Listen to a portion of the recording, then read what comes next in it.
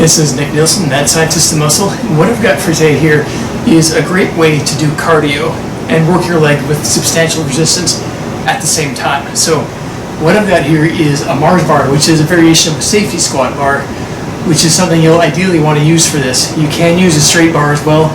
That will potentially limit how much weight you can use, because what I'm going to do here is like a Hatfield style, where I have the bar balanced just on my back and I'm holding onto the rails for stability and support.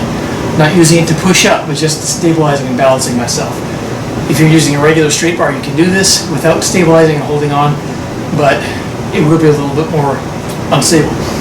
Now, I've got the rack set up here. This is set to just below shoulder height. I've got a step riser inside the rack. Now, what I've also got underneath this step riser is a 45-pound bumper plate. Because step risers, they have a capacity of about 300 pounds. We're going to be going well over that when we're doing this. So put either a bumper plate or maybe a couple of steel plates underneath that to support it. So as you're stepping, it's going to bend down a little bit. So this is going to give me a solid footing as I'm doing this exercise. So what I'm going to do here, start with one plate, 145 plate on the bar on each side. I'm going to do step ups and step downs, step up and then step back down for 1 minute. Now on the 30 seconds, I'm going to switch which leg I'm stepping up with. So on the first 30 seconds, I'll step up with my left. On the second 30 seconds, step up with my right. So that'll keep things balanced and even between the legs. Now, that's round one. First set. Once that minute is up, I'm going to take 1 minute rest. So I'm going to use the same amount of time on the timer. I've got 1 minute and 5 seconds on here. That gives me 5 seconds of leeway for setup. Now, once I'm done with the first minute, I'm going to add a pair of 25s on either side. So I'm adding 50 pounds on the bar. And then I'm going to go again. Do 1 minute, left, and then right 30 seconds each. Same deal. Rest a minute, and as I'm resting a minute, I'm going to take the 50s off, put another set of 45s on. So I'm going to have 245 on the bar here, which, because this is a safety squat bar, it's an extra 20 pounds on the bar. That's why it's the difference. Then I'm going to repeat that, increasing up in the weight as I go, until I get to the point where I can no longer get that 1 minute of stepping feasibly. And then I'm going to work my way back down. Now, depending on how things go, I may work my way back up and back down again. We'll see how we go. It's entirely possible. I'm not sure how long this entire thing is going to take, but I do want to get a good cardio workout out of this and work the legs pretty substantially. So here's what it looks like, and I'll come back to you after I'm done.